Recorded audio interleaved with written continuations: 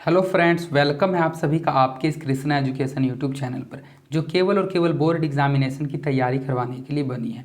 इसलिए इस चैनल को आपने अभी तक सब्सक्राइब नहीं किया तो इस चैनल को सब्सक्राइब कर दें और साइड के बेल नोटिफिकेशन को भी ज़रूर प्रेस कर दें, ताकि हमारी वीडियोज़ का लेटेस्ट नोटिफिकेशन आप तक सबसे पहले पहुँच सके।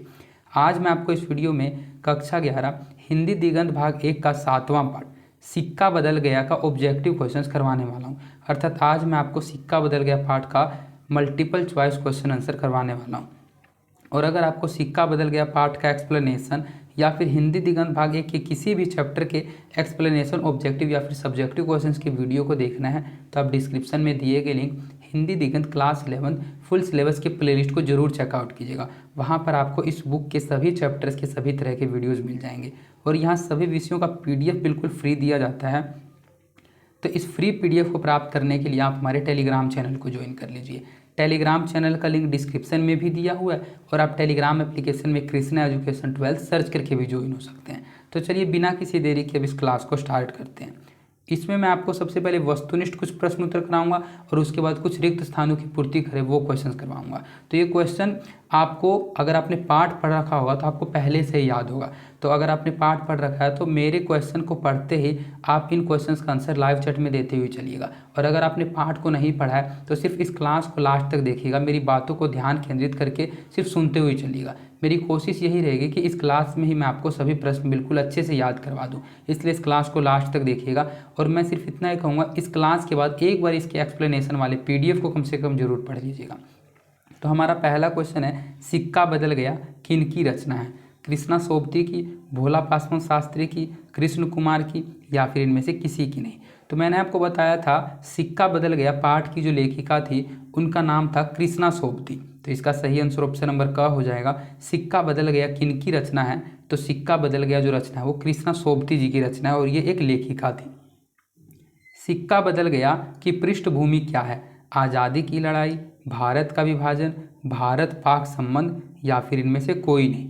तो सिक्का बदल गया इस पाठ की जो पृष्ठभूमि है वो भारत का विभाजन है। जो भारत का विभाजन होता है, भारत के बीच से पाकिस्तान को अलग किया जाता है, तो जो पंजाब का पश्चिमी हिस्सा जब पाकिस्तान के हिस्से में चला जाता है तो वहाँ के जो लोग होते हैं उनको अपनी जन्मभूमि छोड़कर या तो वहाँ रहने के लिए, क्योंकि वो पाकिस्तान का हिस्सा बन जाता है, तो उनको वहाँ रहने के लिए या तो धर्म चेंज करने के लिए कहा जाता है, उनको मुस्लिम धर्म अपनाने के लिए कहा जाता है, या फिर अगर उनको हिंदू धर्म अपनाना है तो उनको उस जन्मभूमि को छोड़कर उनको भारत में आना होता है। ये दो प्रस्ताव उनके सामने रखा जाता है। तो सिक्का बदल गया जो पृष्ठभूमि है उसकी पृष्ठभूमि भारत का विभाजन है। तो इसका सही आंसर ऑप्शन नंबर ख हो जाएगा, भारत का विभाजन।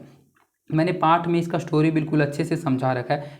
इस क्लास को देखने के बाद आप एक बार इस चैप्टर के एक्सप्लेनेशन वाले वीडियो को जरूर देख लीजिएगा। शेरा कौन था? साहनी का बेटा, साहनी का नौकर, दाऊद खां का पुत्र, या फिर उनमें से कोई नहीं। तो शेरा जो था उसकी माता की मृत्यु होने के बाद साहनी ने उसका पालन पोषण करके उसका बड़ा किया था। तो शेरा जो था वो उसके घर में काम किया करता था। तो शेरा जो था वो साहनी का नौकर था। तो इसका सही आंसर ऑप्शन नंबर ख हो जाएगा। शेरा कौन था? तो शेरा साहनी का नौकर था और उसका जो बेटा था, जो पढ़ा लिखा बेटा था, और उसके जो पति शाहजी थे उनकी तो मृत्यु हो गई थी। किसने कहा मेरा सोना तो एक एक जमीन में बिछा है? दाऊद खान ने, शेरा ने, साहनी ने, या फिर फिरोज ने। तो साहनी ने इस पंक्ति को कहा था कि मेरा सोना इस हवेली या फिर इस घर में नहीं है, मेरा सोना तो एक एक जमीन में बिछा है। इस बात को साहनी कहती है। तो इसका सही आंसर ऑप्शन नंबर ग हो जाएगा। साहनी कहती है मेरा सोना तो एक एक जमीन में बिछा हुआ है। साहनी के मन में किस बात की पीड़ा थी? निसंतान होने की, जन्मभूमि छोड़ने की, पति की मृत्यु की, या फिर इनमें से किसी की नहीं। तो साहनी का आपको पता है साहनी के लड़के की मृत्यु हो गई थी तो वह निसंतान भी थी, उसके पति की भी मृत्यु हो गई थी और जन्मभूमि भी उसे छोड़ने के लिए कहा जा रहा था। लेकिन इन दोनों के होने के पश्चात भी वह अपना जीवन यापन बिल्कुल ही सुखी से कर रही थी, क्योंकि उनके पति के द्वारा बनाए हुए महल में वो शांतिपूर्वक तो रही थी। लेकिन जब ये भारत विभाजन हुआ तो उस भारत विभाजन में जन्म भूमि छोड़ने की जब उनसे बात कही गई तो इस बात से उनको बहुत अधिक पीड़ा हुई थी। तो इसका सही आंसर ऑप्शन नंबर ख हो जाएगा। साहनी के मन में, जब आपने पाठ पढ़ा तो उसमें साहनी के मन में किस बात की पीड़ा आपने पढ़ी थी? तो साहनी के मन में उस समय सिर्फ और सिर्फ जन्मभूमि छोड़ने की पीड़ा थी। तो इसका सही आंसर ऑप्शन नंबर ख हो जाएगा। इसके बाद वस्तुनिष्ठ प्रश्न उत्तर का लास्ट क्वेश्चन है, शेरा साहनी को क्यों मारना चाहता था। शेरा जो था वो साहनी के घर का नौकर था और वह बहुत लोगों की हत्या किया करता था, तो वह साहनी को भी क्यों मारना चाहता था। साहनी की संपत्ति हथियाने के लिए, पुरानी दुश्मनी के कारण, अपनी बात मनवाने के लिए, या फिर इनमें से कोई नहीं। तो मैंने आपको बताया कि साहनी की संपत्ति बहुत अधिक थी और शेरा जो था उसके घर का नौकर था, तो वह साहनी को सिर्फ और सिर्फ साहनी की संपत्ति को हथियाने के लिए ही मारना चाहता था। तो इसका सही आंसर ऑप्शन नंबर क हो जाएगा। शेरा साहनी को साहनी की संपत्ति हथियाने के लिए मारना चाहता था। इसके बाद कुछ रिक्त स्थानों की पूर्ति करें, वो क्वेश्चंस मैं लेकर आया हूं और उसका भी आंसर ऐड करके लाया हूं। ये मैं आपके लिए चाहता तो आपके लिए बहुत सारे ऑब्जेक्टिव क्वेश्चंस ला सकता था, लेकिन इसका कोई बोर्ड एग्जाम तो होने वाला नहीं है। मैं सिर्फ आपसे इतना ही कहूँगा, आप एक बार जो मैंने एक्सप्लेनेशन करवाया उस वीडियो को देख लीजिए, उसके बाद आप कहीं पर भी कोई भी टेस्ट लगाइए, किसी भी तरह के ऑब्जेक्टिव क्वेश्चंस देखिए, आपसे सभी ऑब्जेक्टिव क्वेश्चंस बिल्कुल आसानी से बन जाएंगे। इसलिए आप एक बार एक्सप्लेनेशन को पढ़ लीजिए और जो क्वेश्चंस मैं आपको करवा रहा हूँ ये आपको आते हैं या नहीं, वो आप लास्ट में कमेंट करके बताइएगा कि आपने कितने प्रश्नों का उत्तर सही किया। खालिस्तान की आग शेरे की आंखों में उतर गई। तो शेरा जो था वो साहनी के घर का नौकर था और उसके आंखों में प्रतिहिंसा की आग उभर गई थी। तो प्रतिहिंसा की आग शेरे की आंखों में उतर गई थी, तो इसका सही आंसर प्रतिहिंसा हो जाएगा। खालिस्तान कुआं भी आग नहीं जल रहा है, मतलब जो जम्मी वाला कुआं भी है उसमें भी आग नहीं चल रहा है, तो इसका सही आंसर हो जाएगा जम्मी वाला। ये पंक्ति, इन प्रश्नों का उत्तर अगर एग्जाम में आ दिया जाए ब्लैंक और कुआं भी आग नहीं चल रहा, तो ऐसे प्रश्नों का उत्तर आप नहीं दे सकते हैं अगर आप पाठ नहीं पढ़े हुए रहते हैं। तो ये पाठ का उत्तर, इन प्रश्नों का उत्तर आप तभी दे सकते हैं जब आप पाठ के पंक्तियों को पढ़े हुए रहिएगा, तो इसका सही आंसर जम्मी वाला हो जाएगा।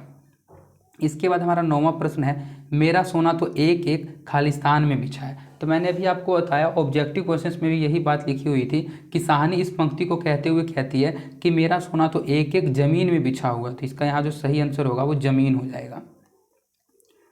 आसपास के हरे हरे खेतों से घिरे गांवों में रात क्या बरसा रही थी। तो आसपास के हरे हरे खेतों से घिरे गांवों में रात जो है वो खून बरसा रही थी। जो लोग वहाँ उस अपनी ज़मीन को छोड़कर नहीं जा रहे थे, उनकी हत्या कर दी जा रही थी वहाँ के लोगों द्वारा जिन्होंने उस पर अधिकार किया था। तो आसपास के हरे हरे खेतों से घिरे गांवों में रात खून बरसा रही थी। यहाँ आपको याद रखना है क्या बरसा रही थी, तो खून बरसा रही थी। लेकिन ब्लैंक यह नहीं जानती थी कि सिक्का बदल गया है। इस कहानी का ही नाम है सिक्का बदल गया है, और यही इस पंक्ति के जरिए समझाया जा रहा है कि जो बूढ़ी साहनी थी वह इस बात को नहीं जानती थी कि सिक्का बदल गया है। अब उसके हाथ में कुछ भी नहीं था, उसे अब अपनी जन्मभूमि छोड़ने के अलावा उसके अतिरिक्त उसके पास कोई उपाय नहीं था। इसीलिए इस पंक्ति में लिखा हुआ है कि बूढ़ी साहनी जो है वह यह नहीं जानती थी कि सिक्का बदल गया है। सिक्का बदल गया है नामक पाठ किसकी रचना है। तो मैंने इस क्लास के फर्स्ट क्वेश्चन में ही इसी का आपका क्वेश्चन पूछा था कि सिक्का बदल गया है वो कृष्णा सोबती द्वारा लिखित रचना है, मतलब इस पाठ की रचना किसने की है। तो इस पाठ की जो रचना की है वो कृष्णा सोबती जी ने की है। सिक्का बदल गया नामक पाठ किस प्रकार की रचना है। तो मैंने आपको बताया सिक्का बदल गया पाठ जो वो एक तरह की कहानी है, और इस कहानी को उन्होंने लिखा है संस्मरण के आधार पर। तो अगर पूछा जाए सिक्का बदल गया किस प्रकार की रचना है, तो सिक्का बदल गया पाठ जो है वो एक तरह का संस्मरण है। संस्मरण का मतलब होता है वैसा, मतलब जो याद की हुई चीज़ें होती है उनको लिखना ही संस्मरण कहलाता है। मतलब मुझे प्राचीन समय में कुछ स्मरण, मतलब कुछ यादें याद हैं और उसको मैं जब कहानी के रूप में लिखता हूँ तो उसे संस्मरण कहा जाता है। तो जो इस पाठ की लेखिका कृष्णा सोबती जी थी वह उस पीड़ा को, भारत विभाजन को प्रत्यक्ष रूप से अपने आंखों से देखती है, तो वह उसी देखे गए संस्मरण के जरिए सिक्का बदल गया पाठ का निर्माण करती है। इसीलिए ये सिक्का बदल गया नामक पाठ जो है वो एक तरह का संस्मरण जैसी रचना है, और इसकी जो रचना की थी वो कृष्णा सोबती जी ने की थी। साहनी ने हवेली क्यों छोड़ा। जब भारत का विभाजन हुआ तो साहनी ने भारत आने के लिए अपना घर छोड़ दिया। साहनी का जो हवेली था, भारत और पाकिस्तान के विभाजन होने के बाद उसका जो हवेली वाला हिस्सा था, मतलब उसका जो गांव था, उसकी जो जन्मभूमि थी, उसकी जो पैतृक भूमि थी, वो पाकिस्तान के हिस्से में चली गई और उनको धर्म चेंज करने के लिए कहा गया, उनको मुस्लिम धर्म अपनाने के लिए कहा गया। लेकिन वह मुस्लिम धर्म अपनाना नहीं चाहती थी, तो उसके पास दूसरा सिर्फ एक ही उपाय था कि वह अपनी जन्मभूमि को छोड़कर चली जाए। तो इसीलिए साहनी ने अपनी हवेली को छोड़ा था, क्योंकि जब भारत का विभाजन हुआ तो साहनी ने भारत आने के लिए अपना वहाँ जो हवेली था, अपना जो वहाँ घर था, उसे छोड़ना पड़ा। इसीलिए जब भारत विभाजन हुआ तो साहनी ने भारत आने के लिए अपना घर छोड़ दिया। दाऊद खां क्या चाहता था। यहाँ दाऊद होना चाहिए था, ये थोड़ा सा टाइपिंग मिस्टेक है। तो दाऊद खां चाहता था कि साहनी हवेली को न छोड़े, साथ ही वह यह भी चाहता था कि यदि साहनी हवेली छोड़ती है तो अपने साथ कुछ आवश्यकता की वस्तु रख ले, क्योंकि दाऊद खां को साहनी के प्रति सहानुभूति थी। जो दाऊद खां था वो वहाँ का थानेदार था और वह यह चाहता था कि साहनी इस हवेली को न छोड़े, वह इसी हवेली में रहे। लेकिन साहनी दूसरे धर्म को अपनाने के लिए तैयार नहीं थी। इसीलिए वह एक चीज़ और चाहता था कि अगर साहनी इस हवेली को छोड़ती है तो वह अपने साथ आवश्यकता की कुछ वस्तु को रख ले, क्योंकि दाऊद खां साहनी के प्रति सहानुभूति दिखा रहा था। लेकिन वह फिर भी कुछ आवश्यकता की वस्तु बिना लिए ही वहाँ से अपनी जन्मभूमि को छोड़कर चली जाती है। तो इन 15 प्रश्नों को करवाते हुए, आपको समझते हुए कहानी का कुछ ना कुछ स्टोरी तो जरूर समझ आ गया होगा। और अगर आपने कहानी को पढ़ा होगा तो मैं 101% कहता हूँ, जैसे ही मेरे बताने से पहले इन 15 प्रश्नों का उत्तर आपको पहले से ही याद होगा। और आपने इनमें से कितने प्रश्नों का उत्तर मेरे बताने से पहले सही किया वो कमेंट करके बताइए। और अगर आपने इस कहानी को नहीं पढ़ा है तो एक बार फिर से आपसे कहूँगा कि एक बार इसके एक्सप्लेनेशन वाले वीडियो को जरूर देख लीजिएगा। डिस्क्रिप्शन में दिए गए लिंक हिंदी दिगंत क्लास 11 फुल सिलेबस के प्लेलिस्ट में जाकर आप क्लास 11 हिंदी दिगंत की किसी भी चैप्टर के एक्सप्लेनेशन, ऑब्जेक्टिव और सब्जेक्टिव क्वेश्चंस की वीडियो को चेकआउट कर सकते हैं और उनको देख सकते हैं। और उसको अपने दोस्तों के बीच में ज़्यादा से ज़्यादा शेयर कीजिएगा। और इसका पीडीएफ एक बार जरूर पढ़ लीजिएगा। इसका जो पीडीएफ है वो बिल्कुल फ्री पीडीएफ आपको टेलीग्राम चैनल पे मिल जाएगा। टेलीग्राम चैनल का लिंक भी डिस्क्रिप्शन में दिया हुआ है, वहाँ से आप टेलीग्राम चैनल को ज्वाइन कर सकते हैं, या फिर आप टेलीग्राम एप्लीकेशन में कृष्णा एजुकेशन 12 सर्च करके भी ज्वाइन हो सकते हैं। और अगर आपको यह क्लास अच्छी लगी है तो इस क्लास को लाइक कर दीजिए और इस चैनल को सब्सक्राइब कर दीजिए, जिससे मेरा मोटिवेशन बना हुआ रहता है और मुझे आगे इसी तरह की वीडियोस बनाने की प्रेरणा मिलती है। और इस क्लास को अपने दोस्तों के बीच ज़्यादा से ज़्यादा शेयर कीजिए, जिससे मेरे पास क्लास 11 के और अधिक स्टूडेंट जुड़ सके और मैं आपके लिए फिर हिंदी समाप्त होने के बाद किसी अन्य सब्जेक्ट को शुरू कर सकूँ। और ये हिंदी बिल्कुल ही लाइन वाइज समाप्त हो रहा है। अब आप सभी से हम लोग मिलते हैं अगले चैप्टर में, मतलब इसी चैप्टर के सब्जेक्टिव क्वेश्चंस के वीडियो में। तो मैं यही कामना करता हूं कि आप सभी स्वस्थ रहें, सहकुशल रहें, आपका जो दिन है वो मंगलमय। और अब आप सभी से मिलते हैं सिक्का बदल गया पाठ के पाठ्य पुस्तक के जो प्रश्न उत्तर रहते हैं उसी सब्जेक्टिव क्वेश्चंस के प्रश्न उत्तर में। अब आपसे मिलते हैं पाठ्य पुस्तक के प्रश्न उत्तर में।